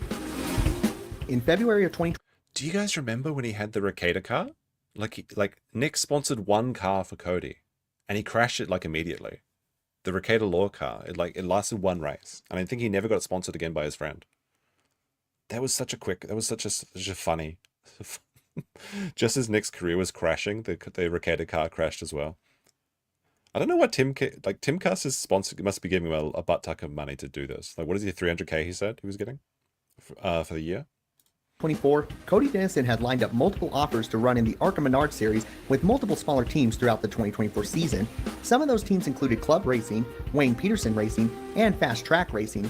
Although the driver failed to qualify for the first two events he entered into, it would be the Talladega race in which many were the most... Oh no. The Cyberfrog truck. All caps games. Better run out and get a copy of Cyberfrog. How's is it late? Has it been made yet, chat? Has Ethan Van Sciver actually delivered on his promises? Or is it still Rainbow the Bright 4 years in development? Or he's too busy licking fucking urinals after he's getting high on crack? Oh my gosh.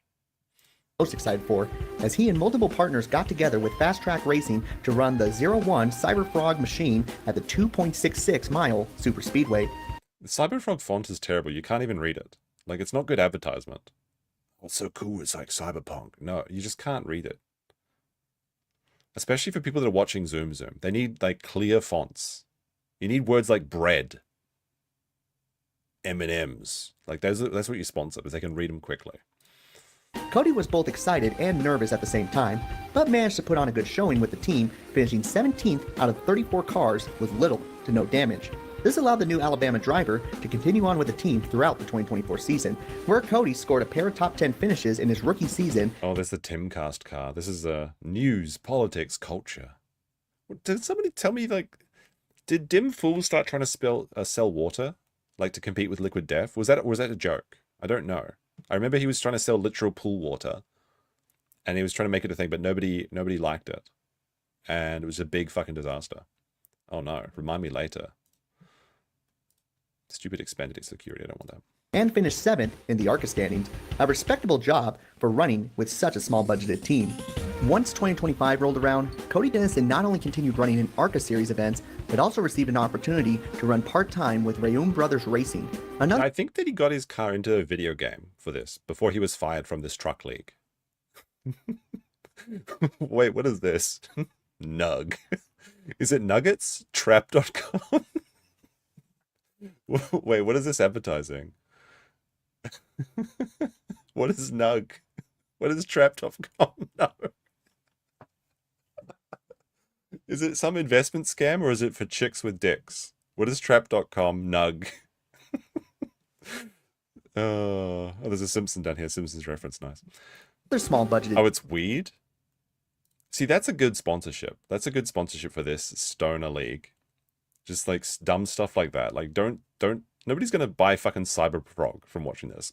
You think all the truck bros are gonna buy a fucking comic book that's just a ripoff of Ninja Turtles? Nobody gives a shit. Nug. Diamond Drilling Services. What is that? Team, but one that raced in the Craftsman Truck Series. Cody's debut in the Truck Series came at the 5th race of the season at Martinsville Speedway. He only wound up finishing 30th, but I'm sure for him it was a huge deal, as he was stupid. I don't know. What the fuck? Of course I don't know. Why would I know some fucking American company? I'm an Australian living in Japan. I don't watch car sports. Yes, I don't know. That's the funny thing to me. Shaken Cuck. Very funny reference to Talladega Nights. Continuing to move up the ladder, living his dream thanks to his success on YouTube, exposing the true horrors of what it's like. I'm not a nugget lover, so I don't know what the nug's about. Well, you work here? Oh, you caught me. Okay. You should tell my boss. Oh. Working in retail, it appeared that everything was on the right track for the newcomer to the sport. But as quickly as he came, he was let go within the following months by Rayum Brothers Racing. And from what it appeared, many were in support of the decision, both externally and eternally, which was strange, to say the least. Why all of a sudden the abrupt change? By all means, everyone should have been looking at this driver in a more positive light, but instead, it was almost the opposite. Shouldn't he have been getting similar love to a star like Cletus McFarlane? Who? Well, unfortunately, no, because during this time, Cody had revealed a side that was almost impossible for fans to root for. All right, chat, what's it going to be? Is it going to be the Baldo washing? Is it going to be the gay stuff? Is it going to be him cross-dressing? Because we did talk about that, but he does like to cross-dress a lot as well. As we have mentioned before, Cody Dennison built his success from commentary videos, which means he has made a successful living off of his opinions. Consequently, it has been those opinions that have disturbed many in the NASCAR fanbase. It appears that Cody loves to tweet some questionable comments on social media, sometimes stuff that are egregiously against women. Some of those tweets include, I wholeheartedly believe that women will be the driving force to dismantle free speech resulting on modern-day slavery, that wars will be fought over all to get back to the same point at 1995 in 1,000 years. Women are cancer. I like Cody now. What the fuck? All right, sorry. Cody's based. I like him now. Wouldn't this appeal to NASCAR fans? I think, yeah, I'm agreeing with the chat now. He's based now. What the fuck? We love Camelot now. Women get furious when they see other women with actual life skills instead of being annoying and useless. Quote, this is true, though. Like, this is some straight facts. LOL, Netflix and wine is my interest. Like, this is just actually true, though. Like, men will see a mountain, and they'll say, I should climb that mountain. Women will see a mountain, and they want to cut the mountain in half so they can get to the top. And this is what they're like with other women, too. They see a successful woman. They don't think about, like, when a man sees, like, a muscular man, he's like, I should go to the gym. When a woman sees a successful woman, she'll be like, that bitch. I wonder how I can destroy her life so that she's not better than me. So this is actually true. Poor, I don't know. I'm starting to like Cody now. It's hard, chat. It's hard. Why do women have a seat at any conversation? Because the enforcement arm of society wills it as a gift, men. Definitely not appropriate. These are funny because like they got like no interaction. Me blasting Pornhub at the library, it's got 2 likes. This guy found it. He was just, you just know he was on his Twitter account searching for all like the spicy words and stuff. Posts to be sent out in any manner, as we have seen drivers be suspended for even liking or sharing posts that are considered offensive in nature. That's gay and cringe. This obviously upset many, but believe it or not, this is not what many are upset or disgusted about when it comes to Cody Dennison. Instead, it comes from some particular comments he made on a podcast a couple years back. Warning, the following content may be disturbing for some viewers. Viewer discretion is advised. Oh my god, it's actually Redo of Healer? You can't be fucking serious. Not again. This can't happen. It's Gabe Hoffman again. Oh my goodness. Is this another Hoffman-funded production? He likes the Redo of Healer. Like, Redo of Healer is cringe, but, like, nobody really gives a shit. What you are looking at is an anime that some watchers of the genre may know, but preferably would rather not know. It's not like other animes that are aimed towards a younger audience or deliver a positive message, but rather one that focuses on a more adult and sexual tone. Worse, those scenes tend to include moments of a non-consensual nature involving individuals under the legal age.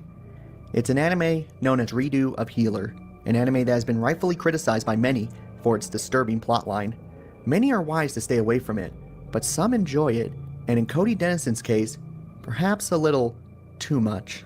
They should have just said, like, this guy likes anime. That should have been the full stop. They just tell the NASCAR fans he watches anime, and then his career's finished. That's all you need to do. On November 11th, 2023, Cody Dennison, along with some partners that he has on a podcast called Camelcast, the three were discussing the... How is it always these three? How is it always these three? Isn't there funny sort of recursion to this, where it's like they started off with these three, and it's these three again? Interesting how that goes. Anime in great detail about the most graphic parts of the show, and rather being more disgusted by what he was watching, Cody explains to his co-host how pleasurable the show was, to the point where he even says this. Oh, yeah. Sounding Oh, like- yes. For sure. Okay. All right, yeah. For sure. Bro, I watched like the first 3 episodes and immediately had to go. All right. Yep. Sign me up. Where do I watch this? Read it. You might. So he's a gooner. He goons to anime. I mean, yeah, he should. That is sick. But who gives a shit? It wouldn't be take honest. long for this video to quickly resurface into the NASCAR community, and many were appalled by the comments that were... Yeah, I'm not feeling this. It is funny, so we'll keep watching it though. But it's actually like, apart from that, I don't like this anime bullshit. But I thought his comments on women was very funny. made. Fans were used to drivers being fans of anime and had... Oh my goodness, a pain car. Wait, is this actually true? do they like anime in the Zoom Zoom world? In Japan, they call these itaisha, which is like pain cars, and you see them around from time to time. This is cringe. I guess Zoom Zoom racing is cringe too. Had no problems with it, but this was something far more deplorable. Cody Denison seemingly became one of the biggest villains in the sport, and he almost did it entirely from actions on social media. Is this true? Like, was he fired for this? Or is it just because he's shit at racing? Like, he's literally middle of the pack. Late summer of 2025, it was announced that Rayoon Brothers Racing was parting ways with the Alabama driver. However, the situation only got worse when Cody decided to get on social media again and tell the world this. Got a video coming soon about being canceled behind the scenes from a race team for being a conservative. Recorded calls and messages. Going to be a wild ride. Keep your ears peeled. Now, this is one thing that Cody does do that is very foolish for his own career, is that every time he gets cancelled or fired, he basically shares all the DMs, and he did this with an anime convention as well. Like, I think it was cringe that the anime convention decided to like cancel his appearance because of uproar from angry cosplayers. That's bullshit. But then like he goes like scorched earth, and he shared like phone calls and tried to get like as much damage to the convention as possible.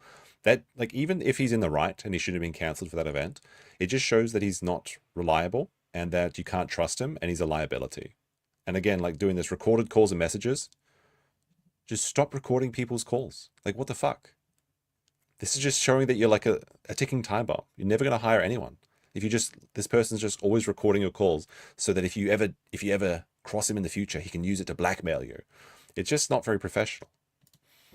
Unfortunately, it appeared the route that Cody was going to take was similar to what he did with GameStop a few years back, except this time, it appeared that he was more in the wrong than his previous employer.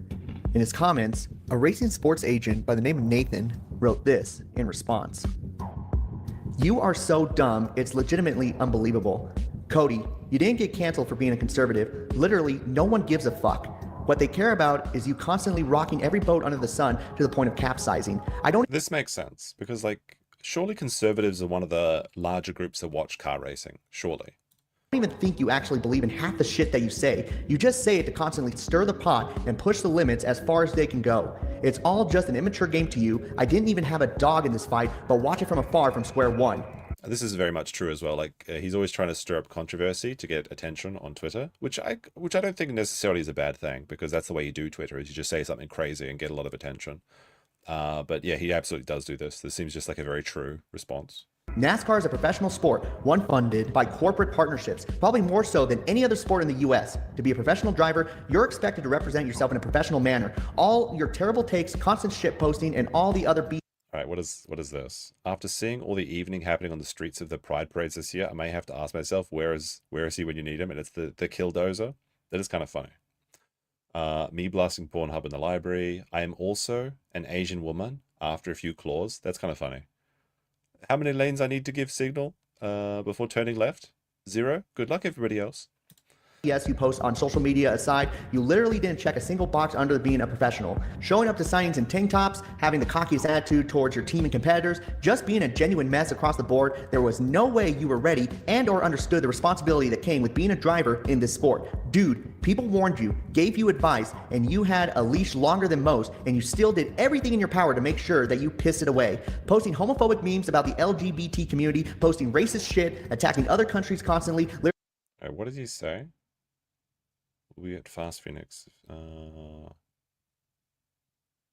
Like, oh, so he said the F slur. Nobody gives a shit. Robbie rate in Detroit is 6 times higher than El Paso. Detroit is literally the 3rd most dangerous city in North America. Detroit competes with Mexico City in crime rate, and Mexico City is in the 3rd world country. I mean, that's just true, though. They're just facts. Literally starting your Truck Series career off with a tweet the day after you announce your deal, attacking a country. Nigeria has double the violent crime rate and triple the murder rate. Who's he responding to, though? country that your fucking team owner was literally a citizen of. Like, how fucking dumb can you actually be? You had every chance under the sun to get this right, dude. You didn't have to agree with anyone. You didn't have to change your views. You just had to shut the fuck up and be a representable human being, with, despite being given every opportunity to do so, you just couldn't do. Literally, all you had to do, Cody, was shut the fuck up, and you couldn't do it. You didn't get canceled or fired for being a conservative. You got fired for proving time and time again that you are a genuine shitty person. True. Well, there you go. It wasn't the anime after all. They just threw that anime shit in there because apparently it was funded by Gabe Hopman or whatever.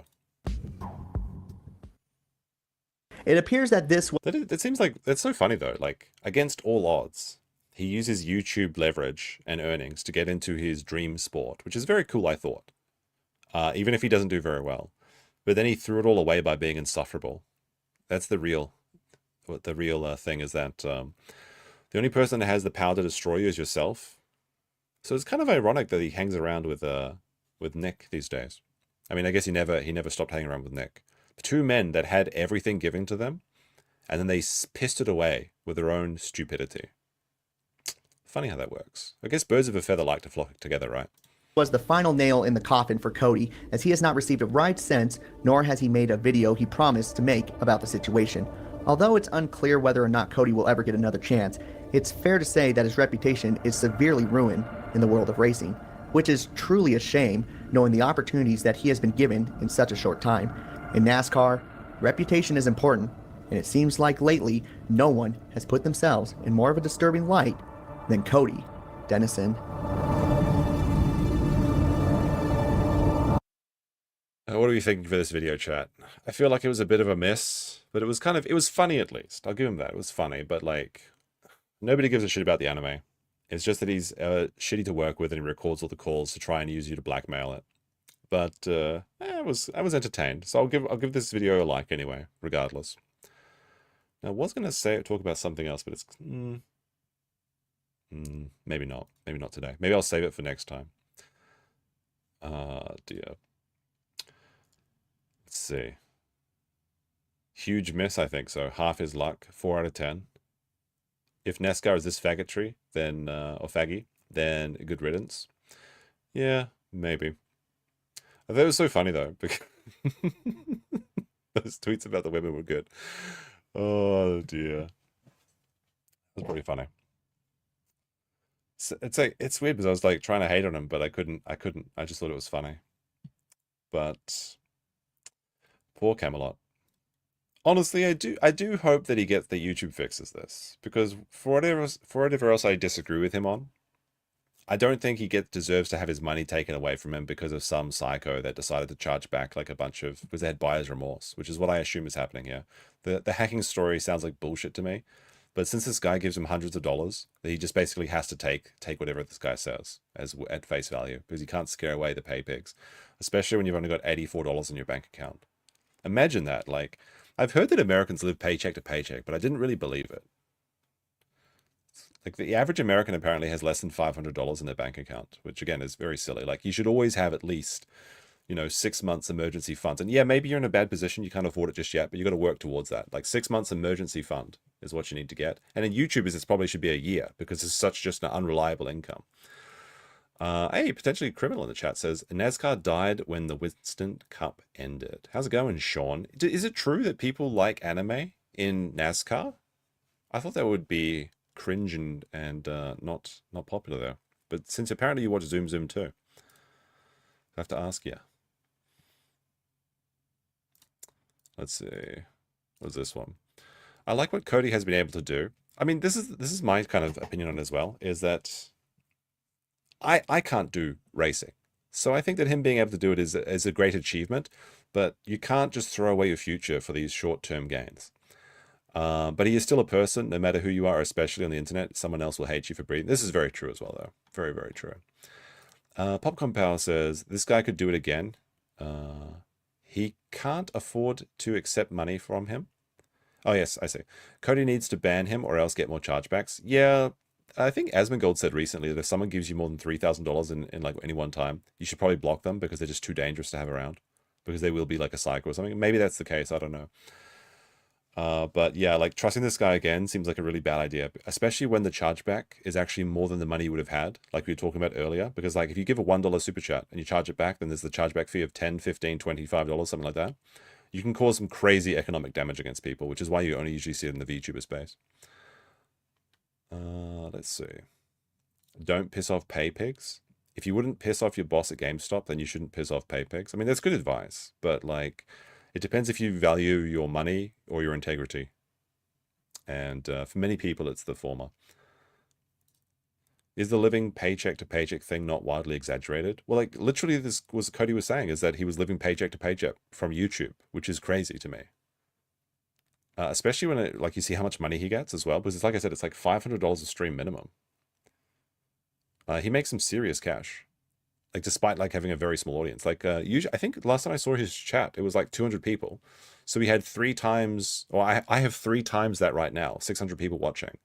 But he'll routinely make like $500 a stream, and this stream probably won't even make $100. So it's like crazy how much support he gets. But I guess this is the deal that you have to make with these people, is that you have to accept the psychos into your midst to get all the real money, which is a dangerous proposition. Who knows? Let me see. Over the past 3 years, my super chats can be counted on one hand, and the amount is definitely under $50 for everything I've ever sent. So you're a brokey? Like, you can change this right now by sending me $100. Just kidding. But unless... According to Kino Casino, you can't charge back on Kick because they are owned by an online casino stake. Not necessarily true. It's up to the bank. And I think that basically every online service has kind of the same deal that YouTube uses. I'm pretty sure Twitch, Kick, YouTube, Rumble, they all do the same. So it's not like you can go anywhere to hide from this. Like, think about it. If your kid got like they're handing the credit card and they spent it all on stake, you could actually charge that back, I believe. As long as you do it very quickly. But yeah, with casinos, you never know. Let's see. Paycheck to paycheck doesn't mean you make enough. It's how you spend it. Well, that's the thing. It's not what you make. It's what you save. And Cody was saving nothing. Like, he was going out of pocket for every year. Most Americans are in debt with no savings. Do you consider debt is like a mortgage as well, though? Out of curiosity. If you have 0 debt and a quarter, you have more than the average American. Well, you have more than Cody too, apparently. Trucker Rob says, $100? What do you need $20 for? Good reference. I like it. Kick uses Stripe. Yeah, you can charge back anything through Stripe. I mean, like, you can't... The thing is, if you charge back, the company can say no. You can't charge that back. And typically, buyer's remorse is not an acceptable chargeback reason. So it may be the case that this person charged back because they had buyer's remorse and they're just claiming it's a hacker so they can get away with it. But like, you can't do that. You can't say to YouTube, I want to refund my super chat because like this person no longer says that women are bad or something. Kickers 20 is okay. I mean, this is true, which is it's a great spit, but I don't know what this has to do with the conversation. All of your biggest YouTube celebrities were manufactured. Really? Who's the corporate team that got together and said, like, we're going to make Asmongold, the Roach King, the biggest thing on the internet? I know some people say that he's owned by like Night Media and it's a big conspiracy. I don't think so. I think if they were manufacturing celebrities, they'd probably pick someone a bit cleaner than a guy that doesn't shower. But who knows? Maybe that's why it's so effective.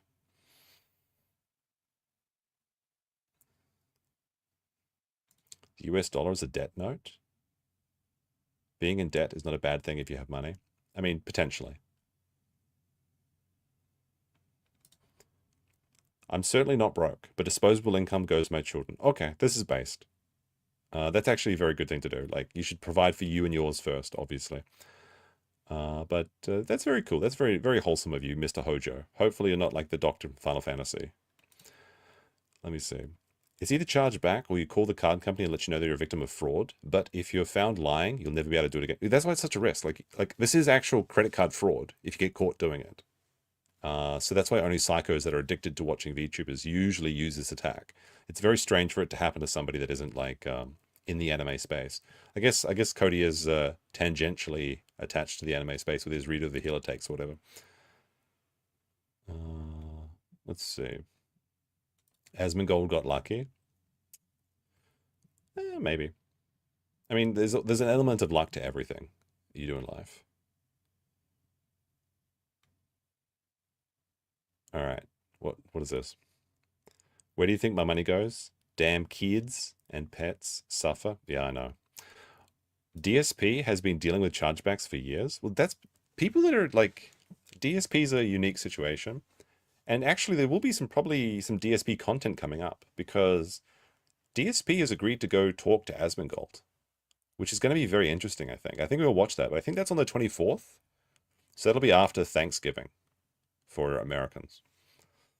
So I'm looking forward to that because DSP very, very rarely collaborates with anyone. And I feel like Asmongold's going to give him a bunch of shit. So I'm kind of interested to see that. But like the thing is, like DSP usually turns down interviews because he knows that people are going to troll him. But Asmongold's so big, he can't turn down the proposition. I think it's going to be good eating. And also, since Asmongold will have it on his channel, then we won't have to worry about Phil copyright striking people. Asmongold was so pushed, even though turning off recommendation, he's 100% a plant. I don't think so. I'm not in on this night media conspiracy where the talent agency owns like Mr. Beast and Asmongold and things like that. But if you're up for it, Thanksgiving is the 27th. Okay, I'm not an American, but I'm going to Thanksgiving on Monday. Okay, so yes, it's the 4th Thursday of November. Okay, yes, I'm telling you that I'm having Thanksgiving on Monday. So after my Thanksgiving, okay, it's the illustrious, elusive Japanese Thanksgiving. I guess you can enjoy watching it during the actual Thanksgiving or something. Who knows? Wasn't Asmon a founding media? I don't know. I don't think so. I think they're just a big conglomerate, and maybe they hired him, but I don't think that he was a plant and that he was pushed for it. Like they went out and picked Asmongold to be their subversive, the subversive internet dude or something. I don't think so. I think they would have pushed someone like Hassan being a plant. I can see easily, but not Asmongold. He's just so disgusting. Are we having KFC? No. No. That's called Friendsgiving, not thanks. Okay. Canadians in the chat have been spotted. It's called Yanksgiving. Okay. All right, guys. Thank you for joining us tonight. That's all we got for you today. Hope you have a nice one, and probably be back tomorrow, but I'm not sure what I'm going to talk about. So you're going to have to remove the leaves. Maybe I will. Maybe I will. Turkey furries? No, it's not going to happen like that. Do you guys want to see more train videos? Now that the stream is basically over and people are leaving, I can show you my train videos without anyone complaining.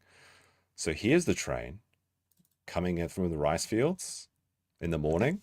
This is a good shot. I love this shot. Like this is by Mount Fuji.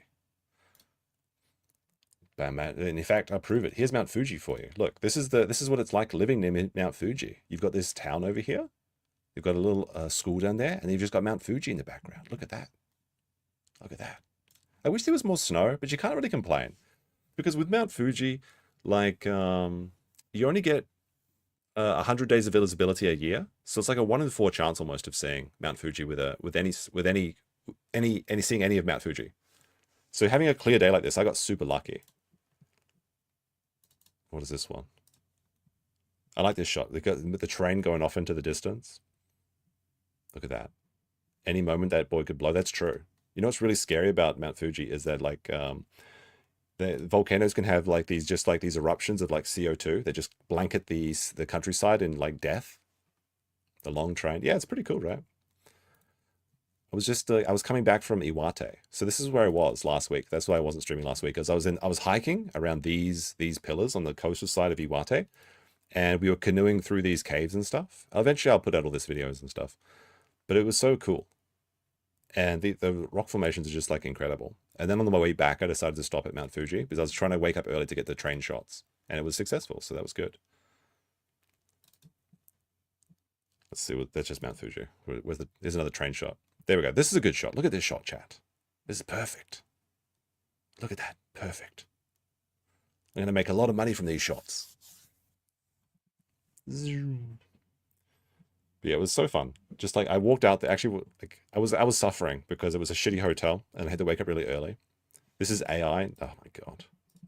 Is that the bullet train? Yeah, it's the bullet train. Look at that. But like, people really don't understand what the countryside of Japan looks like. And it looks like this.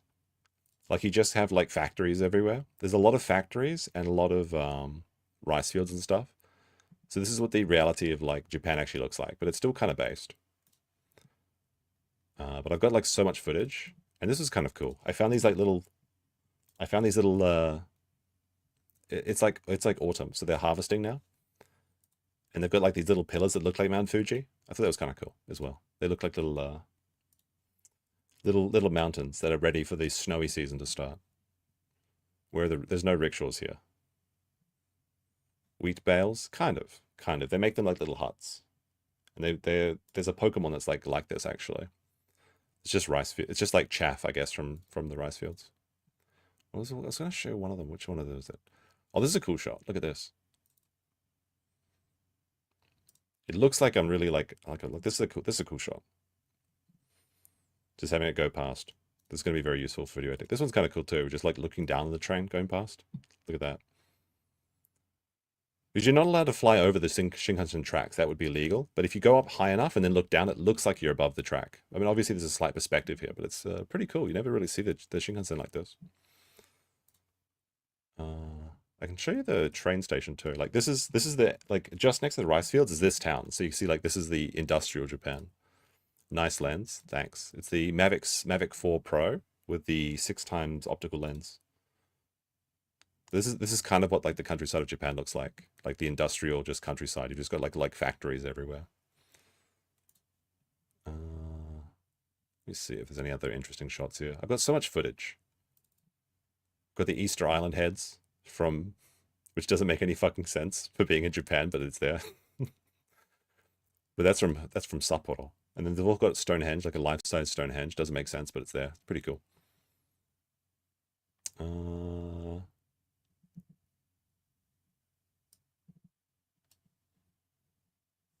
Countryside factories. Yeah, well, it is countryside. Like one side looks like this. One side literally just looks like rice fields, and then there's just a factory next to it. That's the way it be, chat. Cool shots. Thank you. Yeah, I think they are cool. I'm just kind of just chilling out at the moment because I need to go back and actually edit more stuff. Trains, cool shot. All right, that's the real end of the stream now. All right, guys. I hope you enjoyed my train. Oh wait, no, I actually have more trains. No, never mind. I'll show you the trains next time. If you want to see more trains, let me know in the comments. And if there's anything you want me to talk about, let me know, because I'm not sure what we're going to do tomorrow. And peace. Have a good one. It's almost 11, and there's still no stream. And Baldo ain't streaming tonight.